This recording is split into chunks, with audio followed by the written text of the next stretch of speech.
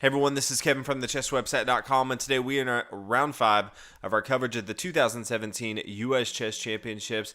It's been a pretty crazy tournament so far. We've had fireworks the entire way through, and today is going to be no exception. White's going to be played by Ray Robson, 22-year-old American phenom. In 2008, he became the youngest grandmaster ever from America, so pretty cool to see him. We've almost been waiting for him to just take over American chess. In 2015, he got second in this tournament. It seems like he's always up near the top some of his tournaments he's playing, so looking for him to kind of break through. He did lose in round 1 to Nakamura, but since then he does have a victory in this tournament. So if he can get a victory here, that will push him near the top of the leaderboard, just be slightly behind Wesley. So his opponent playing the black pieces is Alex Shabalov. Not had the best tournament so far. Lost his first 3 games and then ended up squeaking out a tie in round 4. But if you remember, this guy does not like to play regular openings, does not like to play conservative. He likes to play very aggressive. He does not like draws at all. So he's going to be looking for a victory, get back on track, and see if he can make something of this tournament. Ray decides to go and start with pawn to e4. Pawn g6, pawn d4. So I say, if you're going to allow me to control this area of the board, I will do that with my pawns. Bishop g7, fianchetto, more of a hyper-modern defense.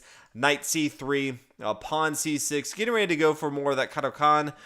And usually we see knight to f3 here, and then after a knight to h6, maybe pawn to h3, bishop to e2 if you want to play a little bit more conservative, maybe bishop to c4, bishop down here, b3, castle on the king side. That's usually how white progresses in this opening.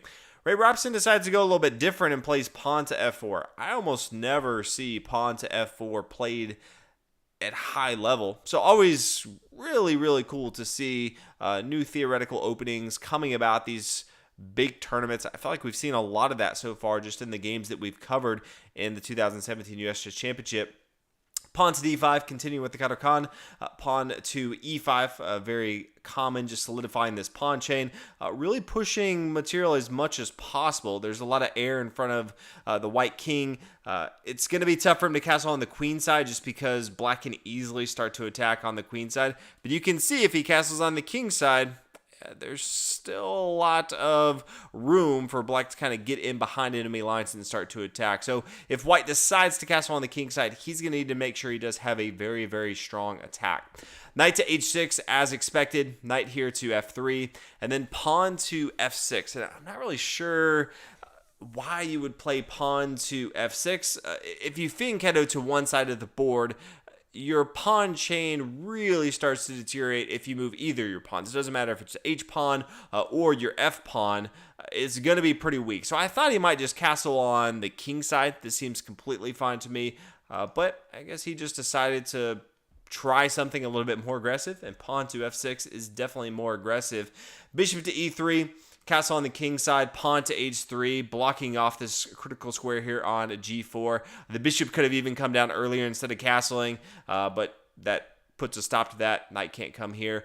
So this light square bishop doesn't have too many great squares that he can come to right away. Queen to b6 decides, okay, can't do too much on the king side. I'll go and start to focus over here on the queen side of the board. White continues with queen to d2, and then the queen takes down here on b2. And this is not your normal poison pawn variation that comes up in the Najdorf defense. That usually happens when you have both knights on the queen side of the board and you give up that pawn of material in exchange for a strong attack, trying to trap that queen on the queen side of the board, and they usually have to waste a lot of moves. That's not what this is. Ray Robson actually just says, hey, I'm going to give up that pawn of material to try to take this queen out of the equation. I want to control the semi-open file with my rook. And then, hey, if your queen's going to be preoccupied and not really in the battle, that's worth a pawn to me. So that's what he does. Rook over here to b1, kicking the queen back to a3. Now here's a few options. I really expected rook to b3, start to attack the queen a little bit. Bishop to d3, then if he wants to castle on the king side, he can. Or he could just play king up to e2. He does have protection once his bishop is here on d3. So some options here. Ray Robson decided to go a little bit more aggressive with pawn to g4. So he recognizes his opponent is aggressive, and he's trying to be more aggressive than that, which I think is pretty cool. Knight to f7, a bishop here to d3. The pawn takes. Ray decides to capture with his d pawn. I think it also seems good to just recapture with your f pawn. This does open up this f file. If he wants to be pretty aggressive, I think this does that. He has both of his bishops eyeing down on the king side of the board. He could just play king to e2, swing his rook over here. That's going to be fine. He could also castle on the king side, connect his rooks that way as well. He does have some options, but decides to go ahead and take with his pawn from the d file. Knight here to a6, saying, hey, I need to get this knight involved into the game, but I'm going to have to use a couple moves here because maybe knight to c5 could bring over here knight to c7. Right now over here on a6, it's not doing too much on board. Now we see white play rook to b3, forcing the queen to move. Queen a5, castle on the king side, so saying that, hey, I recognize I'm not going to have tons of king safety, but this gets my rook where I need it to. It can swing over to the queen side of the board if he does want to double up on the b file, or it can just try to also control this f file right here. So that's what he does. Pawn to e6, and then pawn up to h4. I'm not even really sure that with the lack of defense that white has, that black doesn't even have a better position right here. You know, he could have tried for something else. Bishop maybe takes on a6, and then if the queen takes, we could see bishop to c5, rook over here to e8, rook to a3, attacking the queen. The queen comes here to c4. Maybe Ray decides to exchange off, but first maybe queen to e3. He does have some options.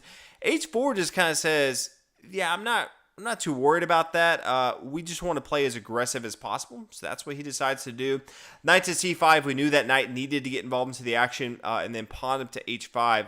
And I think he kind of had three options. h5 is definitely one of them. I think it's actually the weakest. He could have taken with his knight on d5. And then you see the knight come down to b3. It is attacking this rook, so giving up that material. And now knight up here to e7. You may say, well, you know, this is kind of weird because now the king's going to move.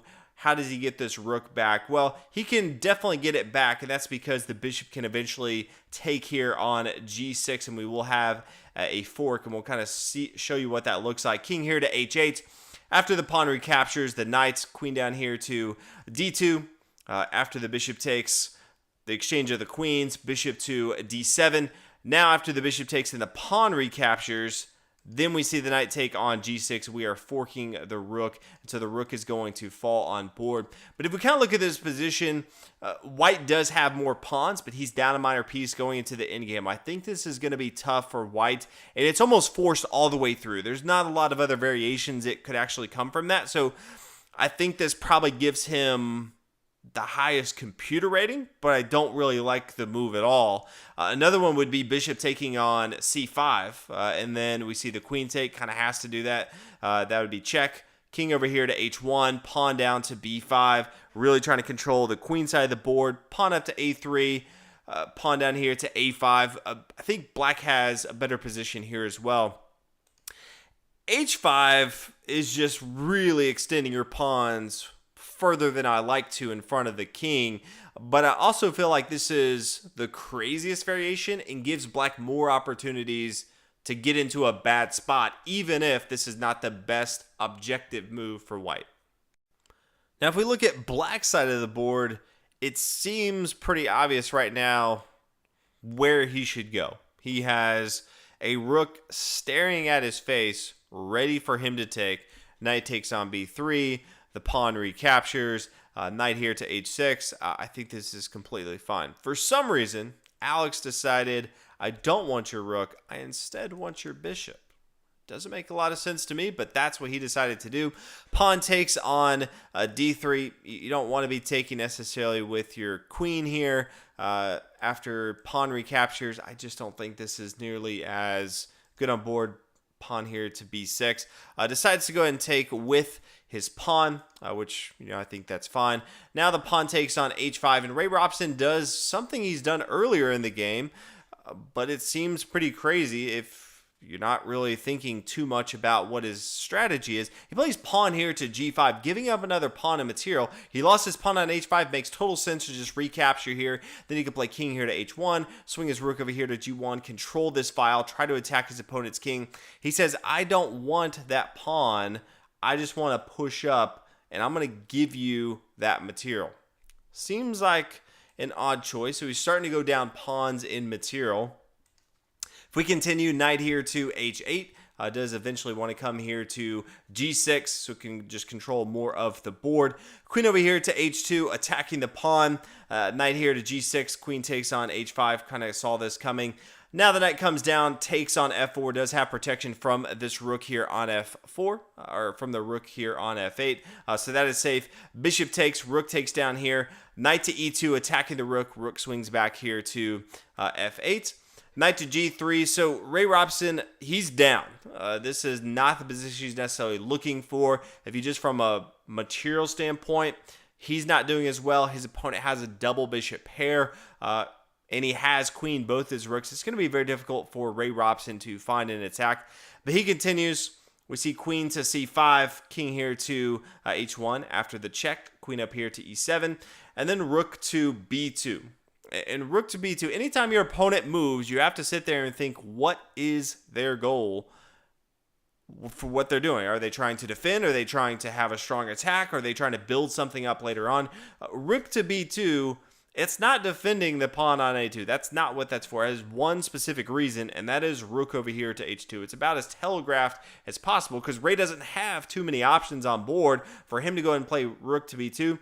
Says, hey, I'm going to go and play rook to h2. Because of that, we almost have to see something, after queen here to f7, attacking the queen, maybe queen back here to h3.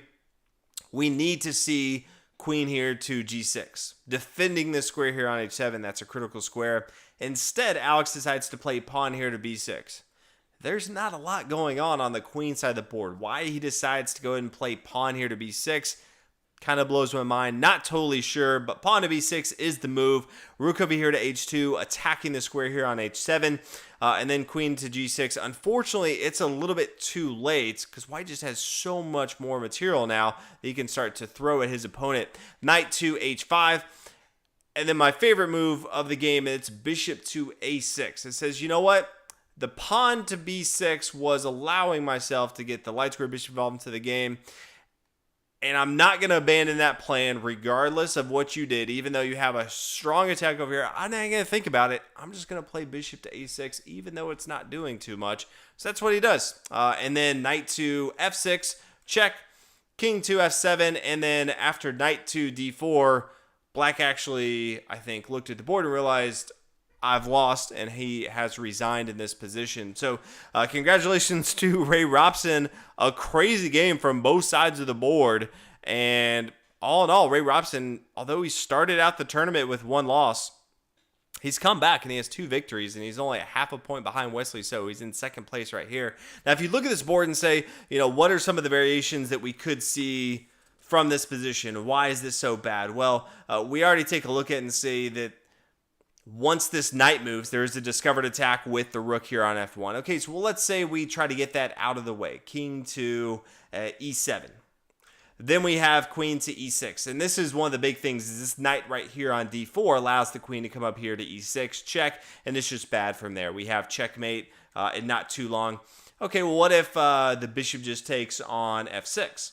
Okay, well, same kind of thing. Rook up here. The king moves. Queen here to e6. This is just going to be very, very bad news.